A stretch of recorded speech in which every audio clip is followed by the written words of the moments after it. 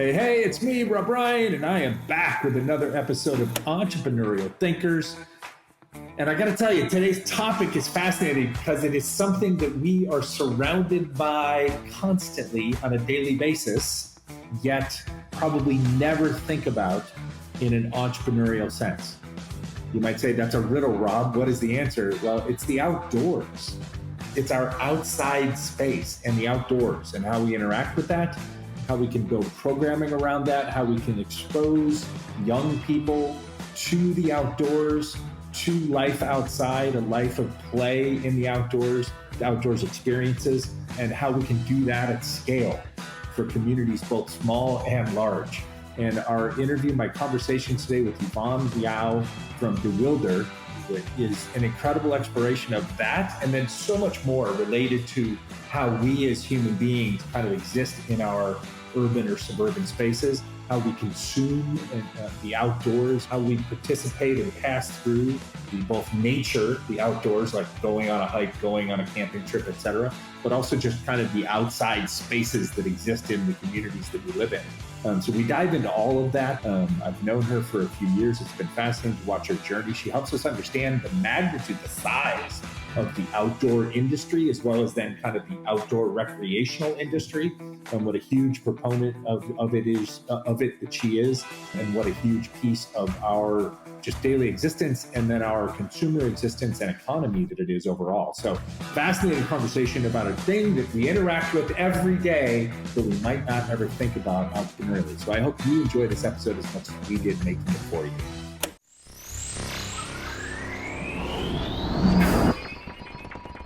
Hola, hello, hi, bienvenido, and welcome back, or welcome to Entrepreneurial Thinkers, which, if you're a regular listener, you know, this is the show where I get to have weekly conversations with the best and brightest entrepreneurial thinkers across all sectors and segments of society and industry, as we come together today in every conversation to try to leave the world a little bit better than we found it.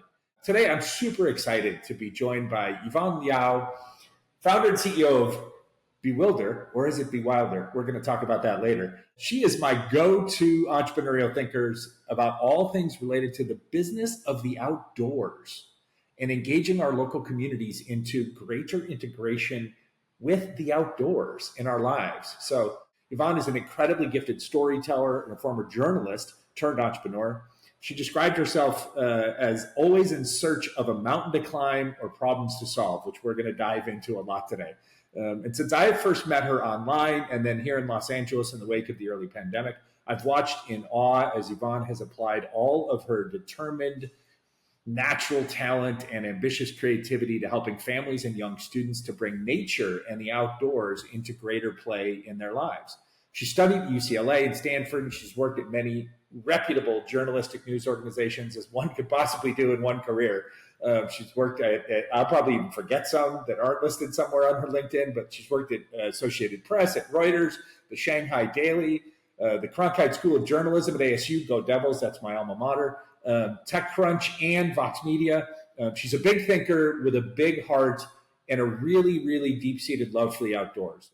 She inspires families to explore the outdoors while also contributing to the industry-wide diversity efforts through Together Outdoors, or also through the Outdoor Recreational Roundtable, organization that she's going to tell us a little bit about later.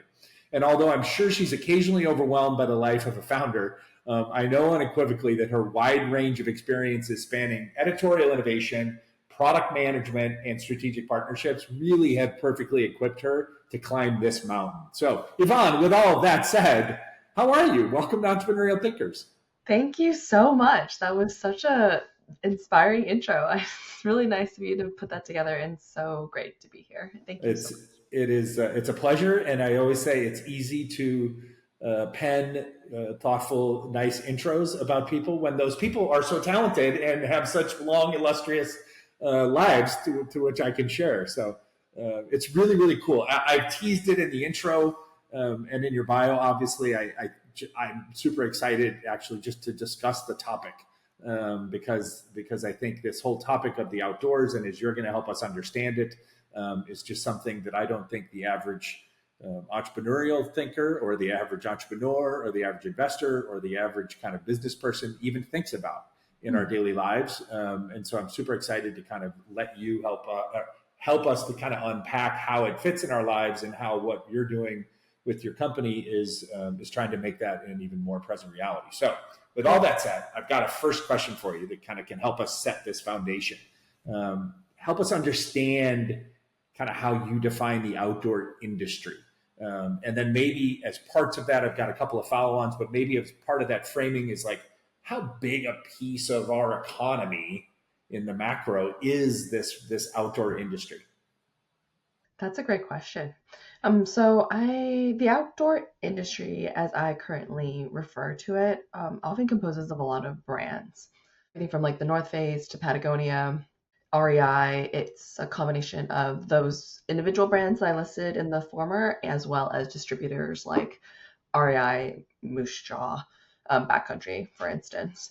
Okay. The industry is really fascinating because a lot of what drives that side of the business is about creating stuff and selling stuff.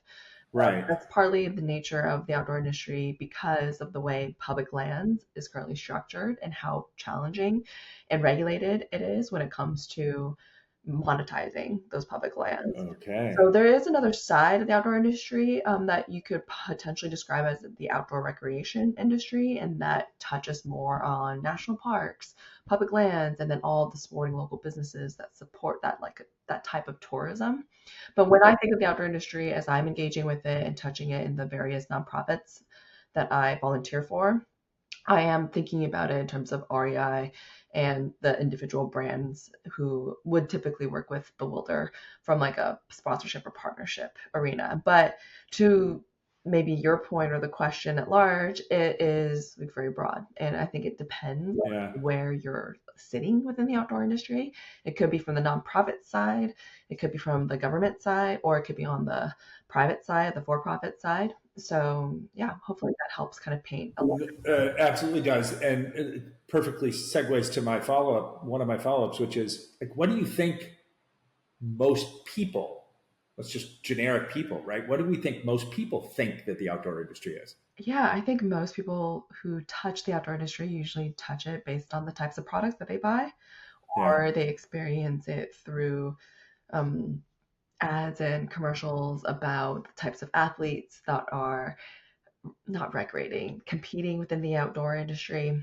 sure. Sometimes the outdoor industry can touch the cycling industry, for instance, but Okay. that also is like a very different beast. So I think the outdoor industry to me is very oriented around camping, backpacking, even I would say mountaineering, maybe even ski mountaineering or skiing. But Okay. like I said, I think what's awesome about the outdoors is that it can be interpreted in a number of ways, and that's actually really closely related to the work that we're hoping to do at Bewilder.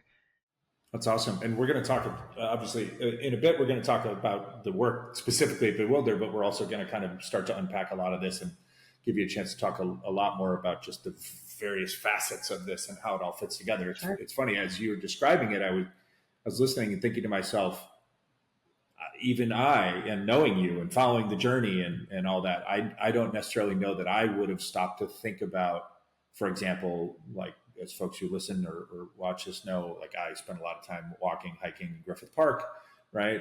Or the Hollywood Reservoir. And obviously those are public spaces operated by different, agencies here in the area that we live.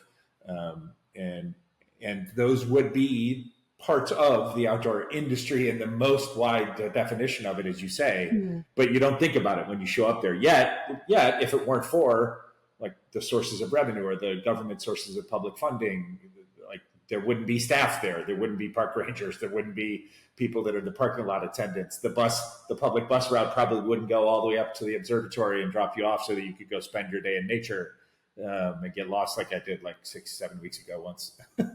But that's interesting. I mean, those are all, and yet, like you say, while we're out there on those trails, people got REI backpack or a Yeti or a Yeti mug or water bottle or something, Yeah. all that stuff. So, and that's kind of where they interface with. They probably don't think of the actual outdoors. That's, I guess, what I'm getting. The irony is they don't think of the actual outdoors maybe as part of the industry.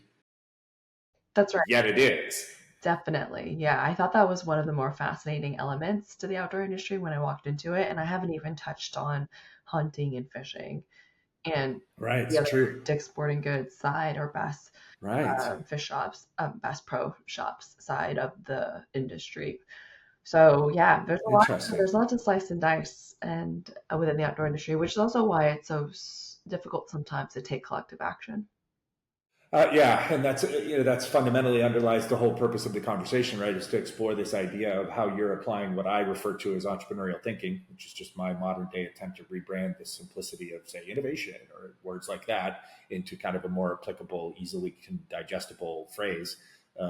And so, yeah, you're going to help us understand that. All right, so let's my next question, my next curiosity, right? So when we first met, these are going to be my descriptions. You were bringing outdoorsy experiences Mhm. into dense urban neighborhoods and their residents. Like I can literally remember some of the first ones in Culver City, for example. Yep. Right. And you were essentially, my description, creating kind of elaborately scripted experiences, like right in a community town center or retail space that had a lot of outdoor, like outside space. Right. And I'm really curious now, because it's been a handful of years since that point in time. I'm really curious, like kind of tell me why that experience for you was such a valuable place to start this journey.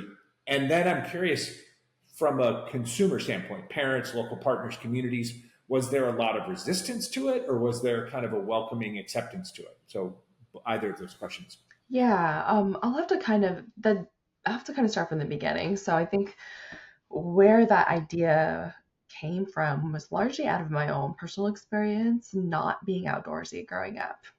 And I lived in Washington State for the majority of my childhood, from like 5 to 16 years old.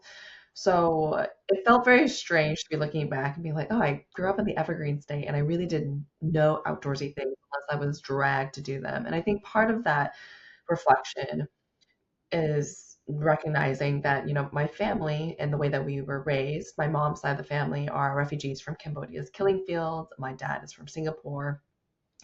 That we weren't raised with outdoorsy values in mind. That wasn't the type of vacation or recreation we would often partake in, um, mostly out of the lack of knowledge on their part, but also just wasn't appreciated in the same way. And so the way that we would spend our time was often in malls, in movie theaters, in restaurants, in the city, in hotels, enjoying like the modern amenities of urban life living. Sure. And I think that twofold type of experience where I kind of came up all the way up into my 20s, was living in New York, really thinking I was just such a city girl through and through. But then landing in San Francisco, being exposed to more folks who were backpacking for fun. Yeah. Thought I'd give it a try when I was 27. Went to the Eastern Sierra in California, totally fell in love with it. And for like the next 5 years, just really went from 0 to 100. And so when I moved my Wow. 0 to 100, I walked the John Muir Trail, which is about 220 miles. Holy cow. California. I hiked Mount Whitney twice. I also, more recently in 2020 of February, right before jumping into Bewilder as a side project, I summited Aconcagua in Argentina, which is the tallest mountain outside of the Himalayas. Oh wow. So on that all women's expedition, I felt like I had such a transcendent experience with um, the outdoors and on that mountain that I genuinely felt that more people needed to have some type of relationship to nature. So Okay. it was coming down from that mountain that kind of, you know, snowballed all of Literally and metaphorically yeah, coming down from that yeah, mountain, right? yeah, exactly. And so I say all that because my perspective on the outdoors is unique because I have a lot of that urban, suburban experience and recognizing it wasn't for a lack of want. It was partly just the lack of exposure. And as a result, Sure. it wasn't even purely based on lack of resources because we could obviously afford time spent going to Disneyland, Right. but we just didn't choose to go to Yosemite, for instance. Yeah. And so when I was thinking about Bewilder and the angle that we really wanted to present ourselves as a brand, it was to meet people where they are because it felt like the ramp up energy to get people to have this transcendent outdoor experience is so exorbitantly high. Like we're still Sure. talking about taking time off at the very least, like just a weekender, right? You're talking Yeah. about taking 3 days off. It's your prized possession as a weekend, especially if you're a young family. And you have to invest in a lot of gear. You have to research where to go. You have to reserve a campsite in advance, especially in places like California.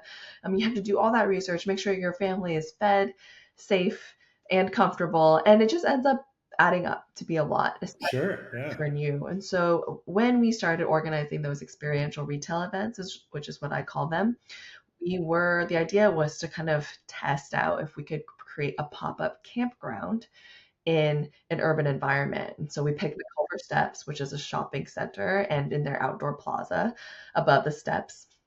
Very serendipitous. I just ended up DMing them and they responded and said, sure, we'd be down to host it. And I think the first time I'll never forget, it was such a huge risk in many ways. I just did not know if this is something that was going to resonate. It was going to be the first time we ever organized an event just for families, too. Prior to that, I was organizing more itineraries for beginner campers and backpackers, more focused on young adults. And so the event was kind of a pivot to just say, like, okay, if I'm doing a pop up campground with all these magical colors, like purple, pink, I wonder if it's actually going to resonate with kids, especially our mascot, even at the time, was already Bezzy the Yeti. Yeah. He's this really colorful, cute, uh, Yeah. We had Bezzy in mind right away. yeah, Yeah. yeah, cheerful, like cartoon Yeti. So we did it. And to the second part of your question, yeah, I was amazed by how easily kids who came through the experience just fell in love with a tent. And they treated it as if it was a magic castle. I think you can probably remember the magic of creating a living room fort with pillows and how Who everybody it does. Yeah. was. Yeah, exactly. And so parents were shocked. They were stunned because and most of them had not gone camping before with their kids yet Okay. because their kids were still younger. But if you saw your child just like going nuts over a tent on concrete, it started to be obvious like, hey, they probably might actually enjoy going camping. So That's to amazing. yeah, to everyone's surprise, it was a lot of work to put that event together the way we did it. It was also very new to me in terms of organizing that type of event production, but families really enjoyed it and they were really confused about what it was at first. They're like, are you a summer camp? And Right. they Are you trying to sell us some gear? Like what do you Yeah, the answer was no. Yeah. We're not a summer camp. We're just organizing this event. And it was really my first kind of like MVP of what the hypothesis was, which is like there's more room to experiment in meeting people where they are. And with kids, especially, they can tap into their imagination and really get excited about the idea of nature without necessarily going to a Joshua tree or being immersed in Yosemite, and which is what I often think a lot of parents think they need to do. It's like either the backyard, a park, or all of a sudden you're jumping to a state park and then an national Right. park. Right. I was going to say, like in your context, even just that idea of, you're supporting, sort of saying, curating programming for young adults who are themselves already chosen to lean into this idea of an excursion, a trip, a road trip, right? And you're going to places like Mount Whitney and Yosemite and all like these, illustrious things that are, as you described, complex. Like there's so many layers and pieces to those puzzles.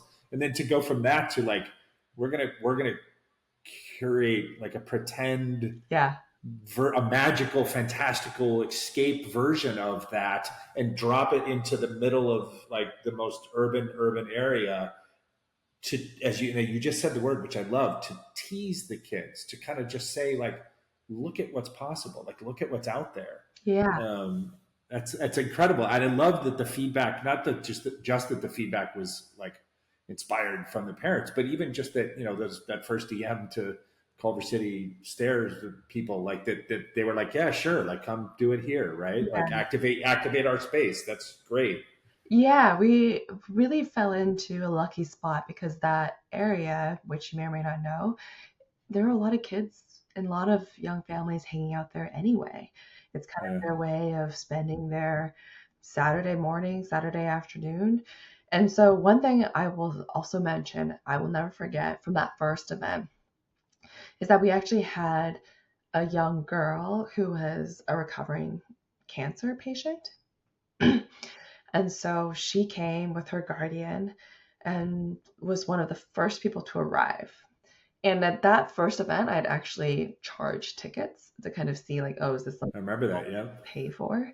And it was a small number of folks. I think maybe 25 to 30 tickets were sold. They were one of them. And she was just kind of describing as the little girl was kind of playing and interacting with like this camp stove that we had set up. And like we had filled it with a bunch of plastic like cooking utensils, just how much she loved the idea of going camping, but she couldn't because of her health.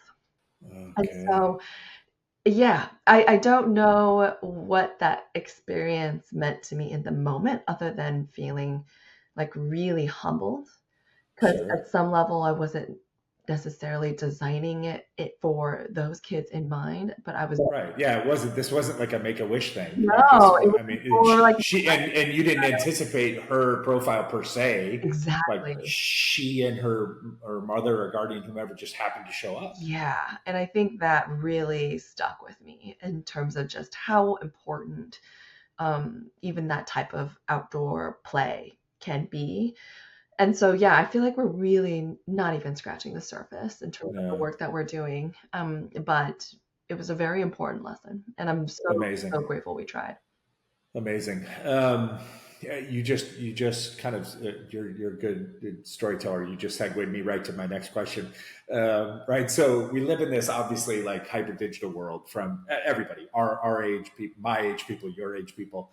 We're different ages. To the youngest people, to these kids, even the young girl like this young girl with cancer, like everybody's super digitally connected. Doesn't matter if you're in the suburbs or you're in the densest walkable neighborhood in the biggest city in the world. And it seems, therefore, then we spend less and less time outside, just outside. Forget the outdoor industry as we've described it. Just literally just outside, Yeah. like sit in front of your apartment building or your house as opposed to inside of it. So help us to understand. Like I'm sure you've researched all this. I'm sure you and your team have tried to understand the market. Like help us understand any data that validates this, that is proving that we are spending so much more time connected to our devices and there's therefore so much less time like outside playing. And then help us understand why that breaking of our connection to nature is just fundamentally bad for everybody. Yeah, so there's all kinds of movements right now when it comes to tackling screen time, especially for kids. It's, as you mentioned, a challenge that's systemic across the board. Like when I look at the CDC statistics, we're looking at 8 to 9 hours in which young kids are experiencing some type of on-screen entertainment per day, but that's just as comparable to the adults in their lives. So, Right. No, yeah. The kids have the phones and are addicted to the phones because the parents are in the other room. yeah, and so in some ways, I won't put a moral judgment on screen time because I actually feel like the reason I TikTok, the reason I spend time on screens is actually a craving for human connection, Interesting. right? Like I think the instinct and the intention is actually very well-meaning, which is Sure. like we are all social animals, and when it turns out we can just flick our thumbs and suddenly be exposed to images of other people, like that actually feels good. Yeah. And so technology is, it can be wielded in many different ways. I don't think technology on its nose is a negative thing. I think it's just the question of like what kind of values are we endowing when we engage with technology? And That's a great way to put how it. can we continue to treat it as a tool that unlocks our own ability to see and experience the world versus experiencing it as a weapon that's actually harming our own mental and physical well-being. And Right. so what I would say has been the most important aspect or that I've learned about myself in going outdoors and why I went from 0 to 100, it wasn't necessarily the outdoor activity itself that I was like so drawn to. Yes, I learned how to ski at the age of 30. Yes, I started to learn how to backpack in 2018. But I would say it is the feeling that I had every time I was in nature. And it wasn't about being outside, it was being with ourselves. It was about Yeah. reconnecting to myself. A biological reaction, like a literal, like I felt better. Akin, as you might say, to, oh, I feel better. I get a biological reaction by logging on and connecting with my friends and TikToking or Snapchatting with my friends or whatever it might be. So there's science that underlies both experiences physically. It's just we've lost touch with like this whole outside option. It's because one has become extremely convenient and the Yeah. other still remains pretty difficult. Right. So, No, that's a great way to describe. I was thinking as I'm listening to you, I'm thinking like, right, and again, I'm 56. So I'm in a completely separate, multiple generations removed, not just from you, but from kids that we're talking about today. And I'm thinking like, yeah, we had some things like by the time I was a teen, we had like video games and stuff by the time I was a teenager, and so there was some time that you spent like what would have been the equivalent of like online before online, right? Like there's some where you're doing like digital entertainment of some sort and not outside, but it was fractional compared to that. So if it was those 8 or 9 hours of available time, like 7 of those, 6 of those, 7 of those were spent outside because that was the default culturally at the time. Not because like our parents were wiser or anything like that, right? And it wasn't our choice. It was like literally, it was like get out of the house. Like it was like get out of my sight, kid. Go outside. If you were lucky enough to have a parent at home during the day right. after school, and so and then if you played the video games for like too long, again, the cultural genre was get off stop watching TV, go outside, right? Yeah. So I think what you're really Yeah. describing is a cultural value, which is, Yeah, and that's shifted. That has changed. Is your larger point? Not you can't just blame it on the phone. It's our usage of the phones as humans. yeah, I would like to give us a lot more agency in the story and a lot Yeah, more authority to be able to kind of continue to steer which path we go down towards rather than just saying like, oh, technology is out there to eat us and we're kind of letting it wash over us at every moment. And without really examining why, I think it's very connected to the way a lot of professionals are working. I think it's how we generate our own income. It's just also a really passive way to kind of, relax and yeah, sometimes rest. And for the kids that I see in our after school program and even beyond that, it's also become its own nanny. Having an iPad, sometimes for a very busy parent or a phone, is just, a very cheap way to babysit. And I don't mean that in yeah, there's no moral judgment there. right. No, no, yeah. We're not placing blame. We're exploring kind of how we got here, to understand, which you're about to tell us soon, to understand kind of where we could go and how Bewilder is playing a role in that, where we can go. Because Yeah. like you, and again, I walk quite a bit. I would argue probably above average for the average person. Hmm. And so I'm out. I value my outdoors time. As I've gotten older, I value the time outside and longer periods of time outside in our local nature, that were available, that's accessible to us here in Los Angeles, to reset and recharge my brain kind of differently than when I'm sitting on the computer, like as a balancing act. But like it's the same. I'm getting the same biological feedback. I'm getting like you. It's like a workout. I always say, like I never go on a hike to Griffith Park, or I never go for a walk. Even when I don't want to go for a walk at the end of a night, I never go for a walk and then think like, oh man, I wish I didn't do this. Hmm. Like right? You always think like after you do it, you're always like, man, I'm glad I went on that walk, Hmm. right? And so there is that. I try and impress that upon my friends or peers or family members. Like if you would just not take the car like tonight when you're going to come meet me in Los Feliz, just walk from your apartment to meet me, right? And you'll feel like exponentially better about everything. And in some ways, we're making that case. You and I are.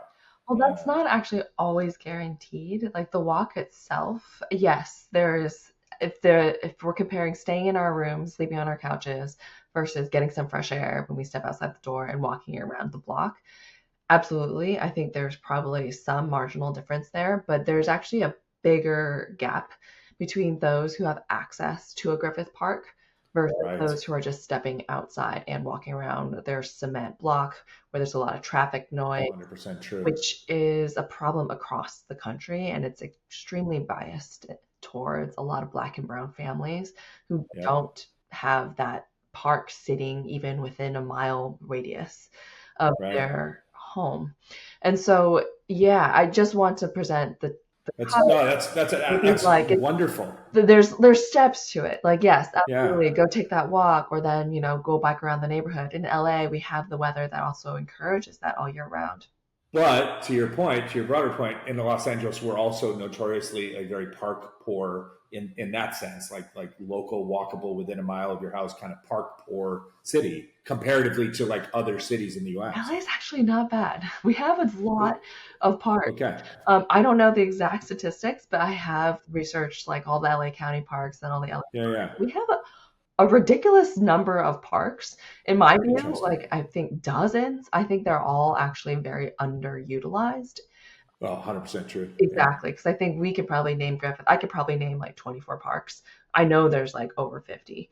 I think what maybe what I was subconsciously referring to, right, is I think to your point that you mentioned about like walkable in your otherwise super dense urban cement neighborhood, is that yeah, we have these like parks, like massive places that are we're blessed with, but then to your point, say South LA or Southgate or Inglewood or something, there might not be a like even a neighborhood parklet or like a like a little neighborhood grass area that's accessible to people for a couple miles, We always right? need more. And I think this is Yeah, actually yeah, part of like Bewilder's MO is realizing like if we don't appreciate our home, our urban homes, our neighborhoods, if we don't think about picking up litter every time we see it when we step outside our front yard or even just like outside our door, we will not be interested or quite frankly be equipped to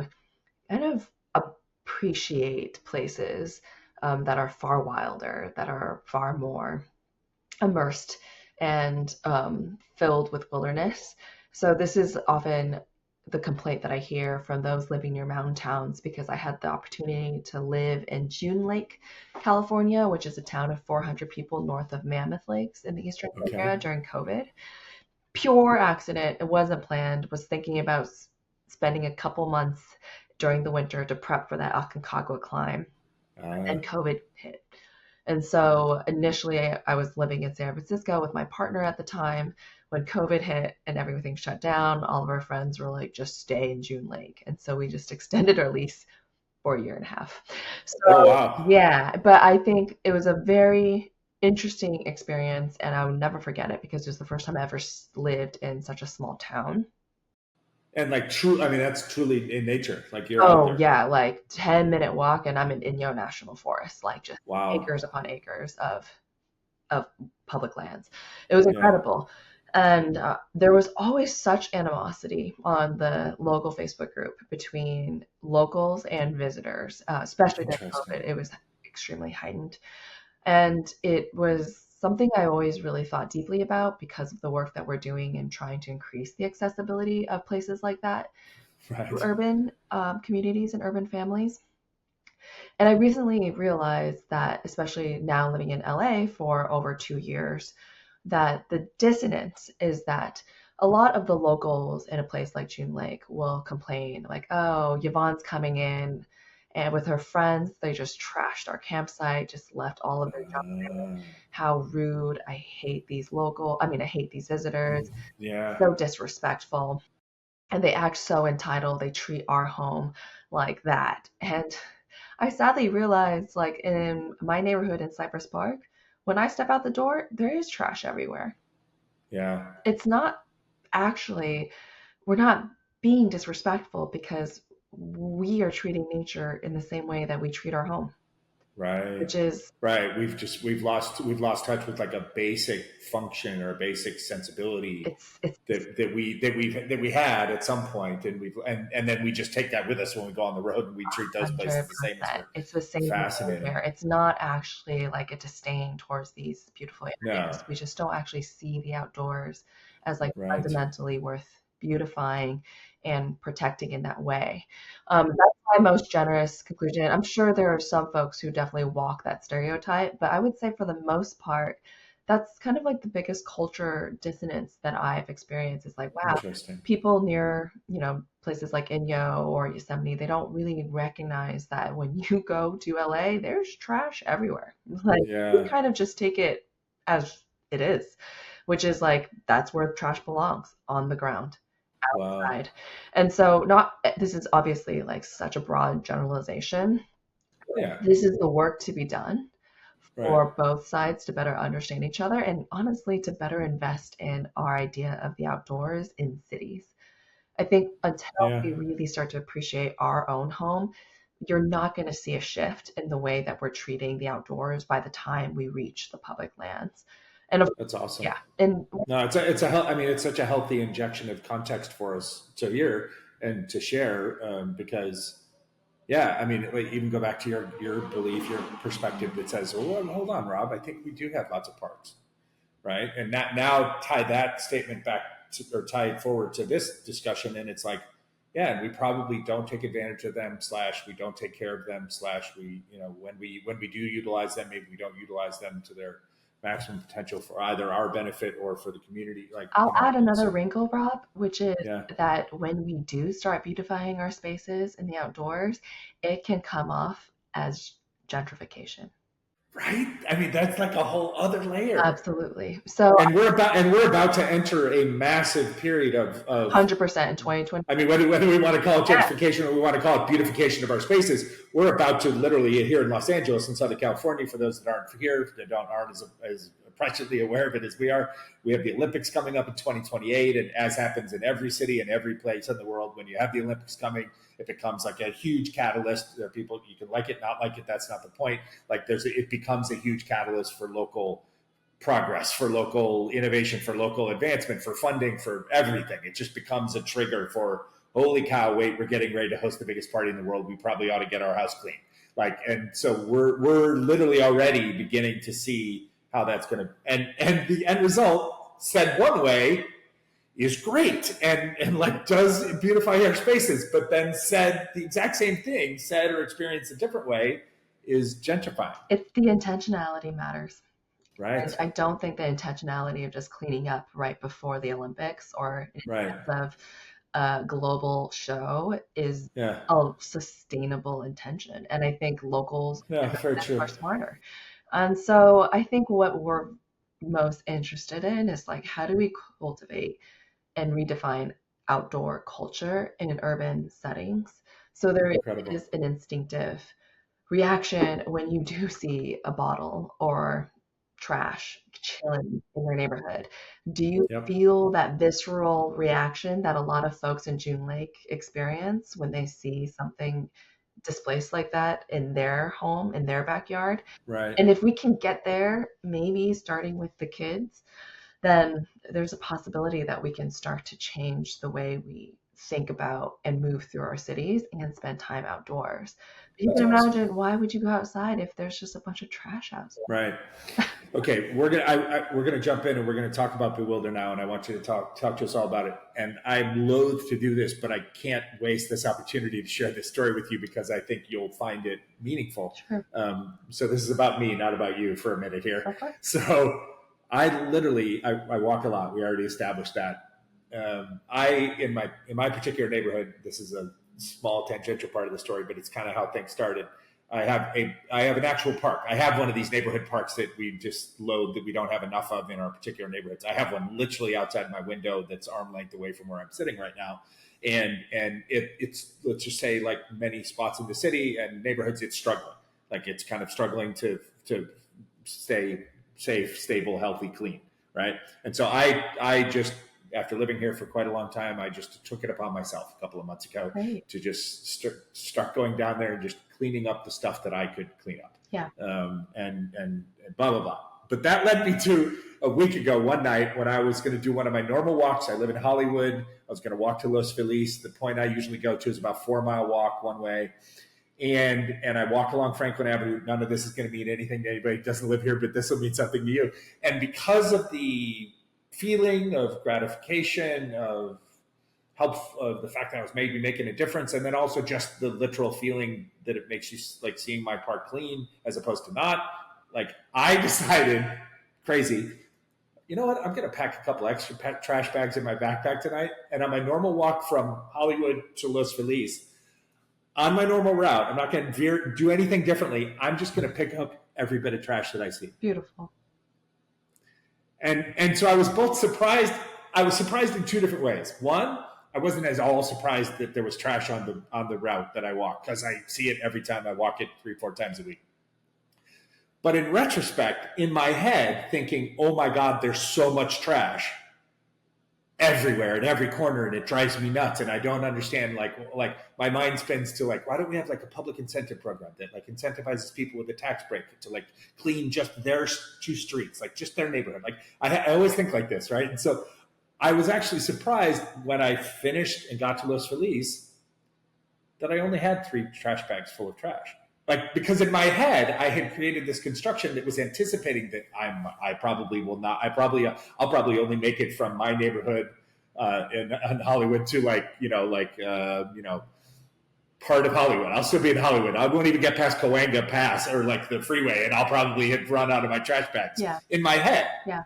And I didn't, like, which was both encouraging, but it was also like, then I sat there at the end of it and I was drinking my iced tea and I was like, again, not self-aggrandizing. I'm not sharing this to make it about me. I'm sharing it to use my story as an example of how simple change can be on a all of a sudden meaningful level, right? Like, I mean, I literally cleaned essentially Franklin Avenue for 4 miles, right? Well, just me, just one dude walking, just one walk, one night, like nothing special. I'm not a special person, like none of that. I just decided that I wanted to do something different. And if I could do that, like imagine if for other people, imagine if people that lived in that neighborhood did it and did it every week, and right, all of a sudden it's a changed behavior. But I didn't think about it until you just said this, the way that you describe it. I didn't think that, I think maybe some of my underlying motivation is born of the fact that I spend so much time both outside, as we've described it, just outside my house, walking. That's how I get around public transit, and then outdoors in our big, beautiful parks that we have, that I've come to appreciate that it's so important to me, and that I wish it was like at its best for everybody, not just for me, that it just compelled me to like have this crazy idea, like, okay, I think I'm just going to take responsibility for making this a better outdoors for everybody else. And that, I think I never thought, I think it comes from what you're talking about, like this internal shift that says, no, I appreciate the outdoor space at a level that I'm willing to do something that is abnormal on an individual decision level, because then the benefit of it isn't going to only benefit me, but it's going to leave this space to be more appreciated by the other people that are going to pass through it, which, by the way, I got a lot of looks and smiles and also questions and weird side eyes from people as I did what I did. But that alone also then speaks to this idea that, like, oh, if people are presented with a cleaner, safer, more accessible space, does it change their behaviors? Yeah, I think that's a beautiful story. Thank you for sharing. Sorry, I don't like to make it about me, but that was too obvious I think based on what I'm you going said. to like springboard off of that and actually encourage like more stories like that are about you. And the reason why is like I think this type of quote unquote selfishness is actually really helpful when it comes to this, because so many times in your own narration, it is my walk. It is, there is ownership in the way that you're even describing that 4 mile regular routine walk that you do between Hollywood and Los Feliz. And I think it requires that type of ownership. I've also done some work in local civic engagement, and it's very difficult to get folks who don't feel like they belong, who get folks who are transient, who get folks who haven't bought a house, don't have a kid, going to a Yep. public school in a neighborhood or in a city to feel invested. And so as a result, they constantly are thinking about their next experience. And although that is like its own form of selfishness to just kind of be like cruising through a place like San Francisco, for instance, which is kind of where I did a lot of my local civic engagement work, to um, to kind of treat it as what a passerby would treat it as, which is to Yeah. see that pop can and leave it there because that was Yeah. me who threw that It's pop can. and I probably, again, not anything special per se. I probably developed some level of, I probably went through like the stages of grief, right? I probably like developed like I was like some level of immunity to it, as you say. That then I went probably through some level of like, well, it's the why doesn't some agency, why doesn't the city or some institution clean this, right? And then I kind of kept working my way through that because I repeat this behavior so often. I go out and I do these walks so regularly, and I see this. So it was like, yeah, at some point, I think I just got to a point where I was like, yeah, you know what? Like, what? Why is it some agency's responsible? Like, why is it, like a city council district in Los Angeles is roughly like 280,000 people. That would make like our city council districts like basically responsible for like the 30th largest city in the country, Hmm. right? I mean, and like, so why can't I just pick this stuff up? Like, why not just, instead of walking over it, why not just pick it up Yeah. and throw it away? And It'll be messy. And I wasn't like it was messy 2 days later when I walked again. Like, I don't care. That wasn't the point. The point was just like, why not share in the ownership of the space, which I love the way that you described it. I didn't even hear myself, my walk, my this, my that, my, right? yeah, It's and there's fascinating. evidence that that works. And so I think there's a difference in why you see like nicer neighborhoods compared to trashier neighborhoods. Yeah. There's it's a lot of like socioeconomic variables between there. But even if I was to say I started picking up trash in my block, and even on my block, there are some really nice patches of greenery in front of certain houses. It's because someone has very intentionally decided to Right. keep their house or that patch of greenery or sidewalk clean. Yeah. And as a Yeah. Yeah. result, people are less likely when they're walking by to litter on that Right. clean patch. 100%. And so I think that if it's herd mentality at play, I'm not exactly sure what the social Yeah. mechanism is, but it works in the same way that you want to kind of keep up with your neighbors. If there is that sense of expectation for one another, and even better when it's like a community value or a community ethos. And so when we bring Bewilder programming into a local school or into a local retail center, and we suddenly create an experience which previously never existed in those spaces, we are creating a permission structure that says like, this, you can think about this stuff, this is possible, like you can begin to explore and understand something that you otherwise don't have any exposure to, or you have very limited exposure to. So with that segue, like, tell us about Bewilder. We've gotten the origin story of where you did and why you came down from your mountain, proverbially speaking, and we're motivated to do this. But like, talk about what it is, talk about what it does. This is kind of your commercial for Bewilder. Well, yeah, I think Bewilder is an outdoor education company. We are currently designing after school programs and family events and experiences for students ranging from kindergartners to eighth graders. We are pivoting in terms of taking a lot of what we've learned from the after school program to developing our own direct to consumer product to encourage more families to kind of play outside together. And I think one of the big differentiators from the way that we approach the work that we do is that we really try and sneak in the educational components into fun games and ideally a sense of wonder and awe. So we're really using storytelling. It's the best way to learn as kids, right? Yeah, absolutely. I think it's kind of like taking on a little bit of Disney's playbook, for instance, and where you are Oh, telling a story and it's a process of watching it in such a colorful Pixar way, you end up kind of learning a lot about yourself. And it's not just Disney, it's a lot of like the children's content that you're exposed to now. Bluey, I think, is a great example where like every episode has like a moral tucked into it, where kids don't even realize they're learning about how to behave and treat one another and respect each other. So Sure. we haven't perfected it by any means. We're still very early. Our first after school program was last year and it got renewed for this year. So we're, in the midst of kind of continuing to just upgrade our curriculum, really figure out what works for such a broad age span. We're talking about 5 to 14 years old. And so it's a learning process, but that's kind of the opportunity.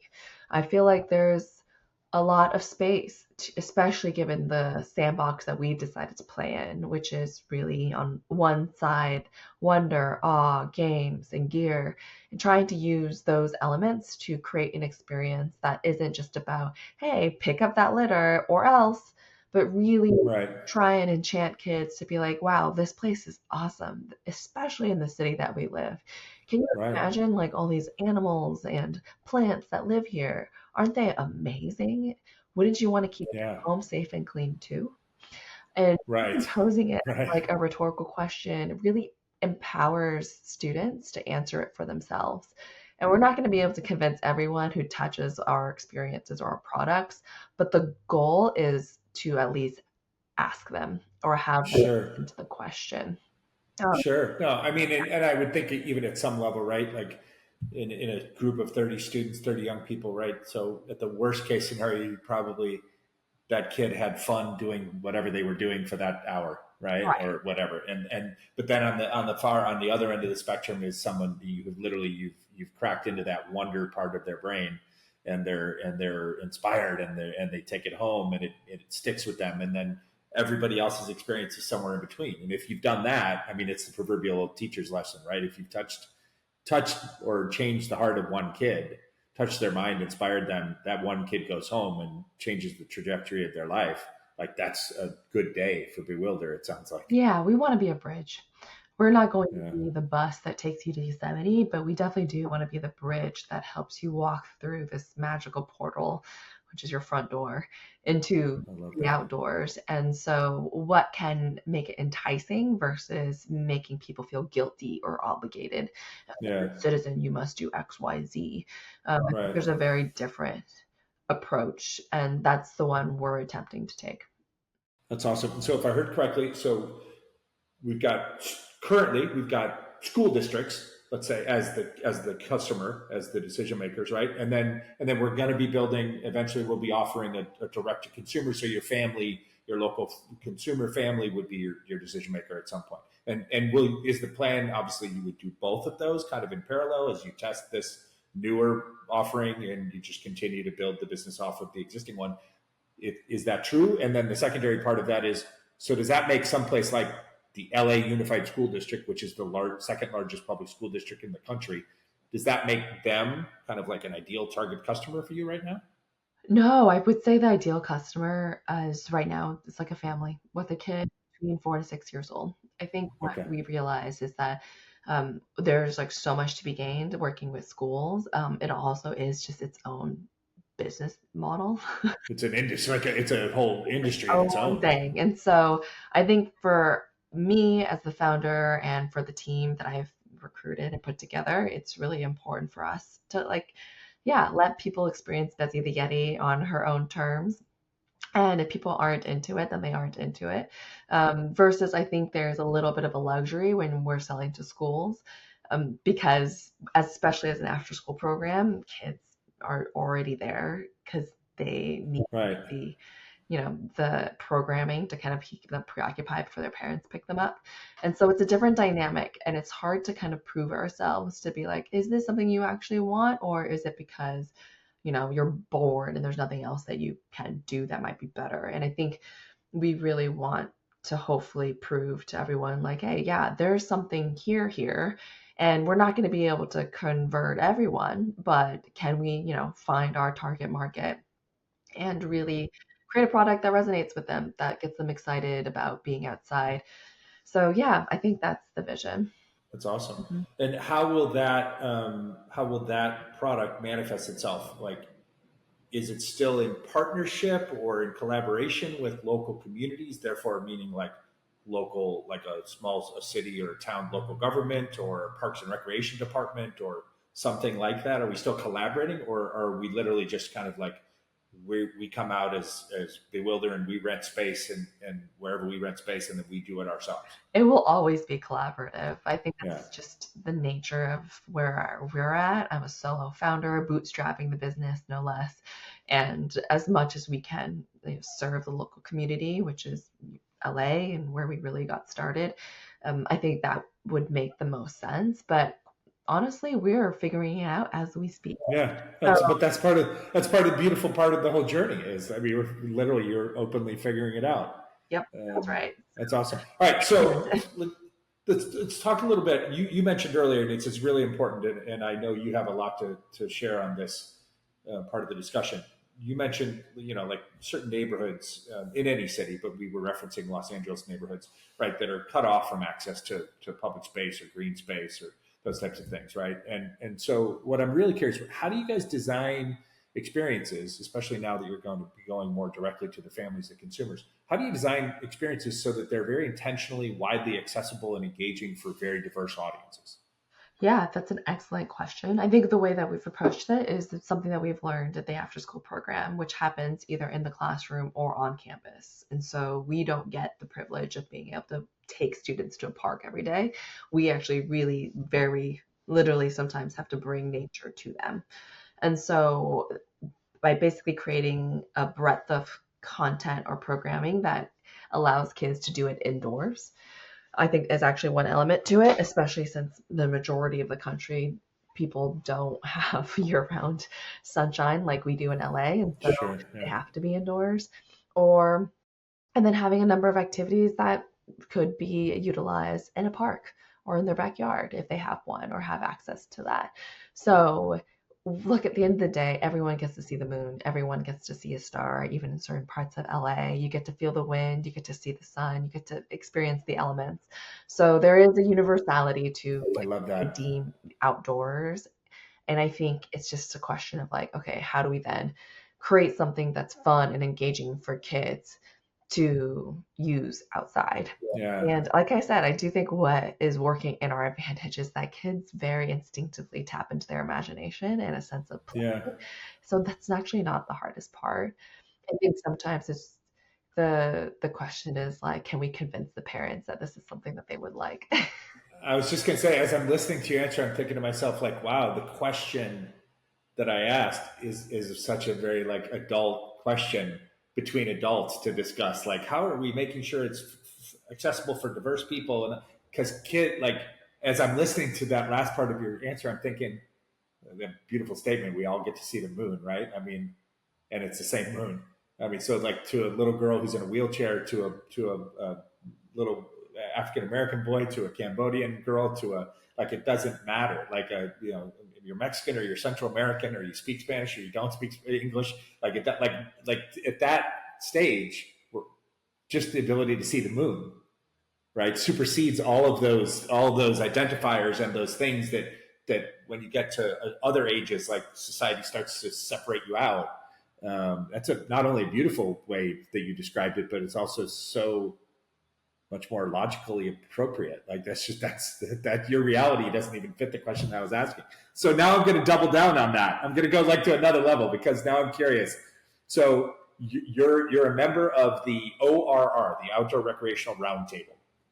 You could explain to us what that is, please. But I'm curious at that level, kind of now in this outdoor recreational industry, how do you there work to ensure justice, diversity, equity, inclusion, kind of in either the experiences that industry and community promotes or in the products? Like, how is that part of the discussion? And to just quickly follow up on your last question, Yeah. we do, even in the after school program, work with a majority Latino families and Latino kids. And so I think even translating our materials or our adventure book is what we're calling it internally, and maybe that'll be the name externally, is a huge added step towards that direction. So, yes, thank you for recognizing the universality. I think a lot of the outdoor elements, but to your point, there's a practicality of how we could be doing better all the time. And I don't think we're going to nail it right away, but I think we're always going to try and keep that at the forefront of our design and our approach. But to your other question of ORR, that's a very different hat that I wear. A lot of what I enjoy, partly from my journalism background, is systems thinking and really understanding like the industry at large. So ORR is Association of Outdoor Associations, and Okay. um, what has been really effective for ORR is because they're often lobbying on behalf of the fishing association, the boating association, the hunting, like, no, I don't know if it's the hunting, but different types of outdoor RV, for instance. They represent Yeah. so many different outdoor industry interests. They're based in DC, and so they often have the ear of certain politicians to kind of just help guide and potentially shape national policy when relevant to the outdoor industry and the work that so much of these associations are already doing. Together Outdoors is its diversity initiative, and so they recognized that the outdoor industry, whether or not you're working in it or you're accessing it or touching it as a consumer, is still primarily white. Yeah. I mean, and especially those like those subset communities that you described that they are probably most used to or most spend most of their resources advocating for, Right. right? Like those are all white dudes that look like me and roughly my age or younger. Right. So TO is their way of really thinking about how to provide like DEI programming for the businesses that belong to those associations. And so there's a lot of education that can be done at that level, and it's mostly B2B work versus B2C. But TO also does execute a few nonprofit grants for smaller nonprofits who are doing like the community engagement work and the education work to get more people to access the outdoors who wouldn't traditionally be accessing it. So that's a bit of a glimpse into that work and very serendipitous in terms of like how I got involved. But I think it's always really fascinating to learn about the different aspects of the outdoor industry. I don't Yeah. have a boat. I haven't hunted before. I'm interested in both, but I do feel like, I'm not independently there yet, and I don't know when I ever will be. But that open mindedness is like very key to the way that I learn and grow as an entrepreneur, and recognizing like, oh, REI makes $5 billion a year, but actually Dick's Sporting Goods makes 10 to 12. Yeah. So there's actually like a huge industry that's really dedicated to hunting and fishing, or really serves like that core audience. And Yeah. that's even like another aspect of outdoor culture I haven't really accessed. I've never gone Sure. fly fishing. No, and you could, I mean, you could build Bewilder to be magnitudes larger and more impactful than it is today, and never ever even get to that part of that outdoor world experience, right? And that'd be fine. That'd be totally okay. Yeah, but I think it's important just to like know about it, because I do feel like there's so many different strategies that different verticals can employ Yeah. in serving their audience. And so it's super fascinating to me. No, well, I mean, also like you, and I think you said it there in passing, kind of your journalistic background, right? You have a voice, and that's one of the things most impressive about you when we first met. I mean, you're obviously a very articulate, thoughtful person, right? And you have a kind of a storyteller's perspective, but you're always kind of an investigative. Like, I want to see how the why, the how it got here. So that's pretty cool that you have this. You've chosen this outlet in your professional life, right, where you can participate in that kind of policy level debate, shaping, discussion. But you're also now bringing to it, when you come to those meetings or you're on those Zoom calls, like you're now bringing to it not just your own inherent, born in, diversified lived experience, but you're bringing to it now this kind of experience from this is what we do at Bewilder, and this is now another segment of society that we serve in this way, and that's helping inform us with a whole bunch of new feedback, and then you can bring that up to the kind of the industry level. That's fascinating. Thank you. Yeah, it's fun work. I can always ask you to, like, what's the dream of Bewilder at some point, right? But I'm more interested in how do you see Bewilder and say the REI, since we just keep mentioning REI's brand name, we'll just use them as our example today, right? So how do we see Bewilder and the REIs of the world intersecting successfully, like impactfully, in the next, in this next chapter, in these next 5 years or so? Because it's obviously a huge industry, right? And there's obviously a huge commercial opportunity, as well as obviously impact and a human opportunity, right? But there is a commercial opportunity. And my dream for you, selfishly as an outsider would be, I want to see you be as wildly commercially successful as possible, not just for that outcome, but so that you can then stand on that platform stably and do this type of work and advocacy and policy making that you love to do and that you're good at for the rest of your life if you want to do that. Right. So commercial success helps beget that type of platform for you. So how do we see the intersection between Bewilder and the REIs of the world? So yeah, that's an interesting question. I think we're both, well, first of all, just full disclaimer, we did participate in an REI accelerator program in 2022, I believe. And so that was their first accelerator for outdoor founders of color. And so we do have a relationship with Path Ahead Ventures, which is their investing arm within REI. And I'm a big believer in creating community, whether it's with outdoor founders or even with the work of TO at ORR or even at Bewilder. I think any major problem or challenge has to be solved systemically. And that is often, it requires coalitions and collectives to kind of like move the needle in that sense. So, as far as REI specifically and our relationship to Bewilder, it's just that I would say we're both serving the same customer profile. I think REI has done a great job of like locating itself in suburban or urban markets, and so I think we are trying to help the families that are already kind of shopping at REI. But I would also say, yeah, I'm a big believer in REI's investment in the outdoor industry and trying to diversify their own supply chain pipeline in terms of the types of vendors that they're bringing into their stores. So I'm a big believer in that work. And I think that's also another way that we intersect with REI specifically. Yeah, that's awesome. I think I might have told you when we were arranging this conversation that I was a mentor in the Black Ambition Prize program recently, like over the last couple of months, through our friend here in LA, Kiana Patterson, a big investor and advocate for all things equality and access. And one of the founders in that program knew your name, knew of you because of the RE. I'm going to miss. I think it's Kiva. Yeah, I that's think was right. her Yeah. Mhm. right.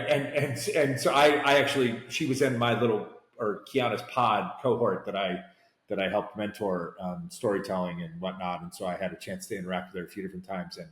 And like she, if I remember her business correctly, like she's bringing RVing, kind of glamping, camping experiences into the African American community, Mhm. right? And her own story mimicked yours in many similar ways, like just as like this city denizen dweller, like and then got exposed to the outdoors and went, oh my God, this has been here. I could live this way, Totally. right? And then became obsessed with connecting that to other people. But I think she also went through the REI programming or something at some level because she shared something with me at some point that I was like, oh, I've seen something like that before. I was like, I think that Yvonne did that. She was like, oh, I know Yvonne. I was like, oh Yeah. wow, Yeah, okay, yeah, it's a beautifully small world, and I just had the pleasure of meeting her in person at the REI Founder awesome. Retreat in Tulsa. Oh, awesome! There you go. See, you're one step further closer to her than I am. I've never met her in person yet. Yeah, That's incredible. And I loved. I think I saw a picture. I loved.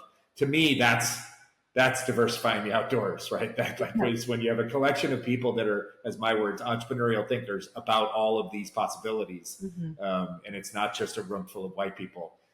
That's incredibly important. It goes both ways. I definitely, yeah, in terms of it's not even just about the consumers that we're serving, but also the types of products that we're delivering to them and who are they created by, and how intentionally are they representative of the communities that they're trying to reach.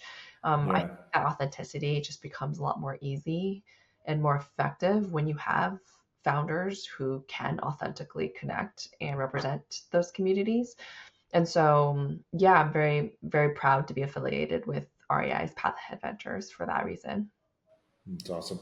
All right, last question, closing segment. I love to try and make this last question kind of actionable Sure. for people, so that if whoever's listening, investors, founders, business people, executives, like anybody can take something away. And so my question today, because I think it's just so important to fundamental to what you do, right, is what would be 2 or 3 practical steps that individuals or organizations can take to integrate outdoor experiences into their businesses or their communities? I think it can be as simple as spending time outside with yourself. It really just starts with you. I'm a big believer in taking that first step. Don't sign up to like organize a hike with all these other families or your workspace or your colleagues. I really feel like my own inspiration is the outdoors is because I so deeply internalized and experienced it myself that I Yeah, just feel these feelings to be true. And so no one needs to persuade me otherwise. It wasn't a result of peer pressure. It's kind of gone beyond that. It's just something I kind of feel within my own mind and my own body.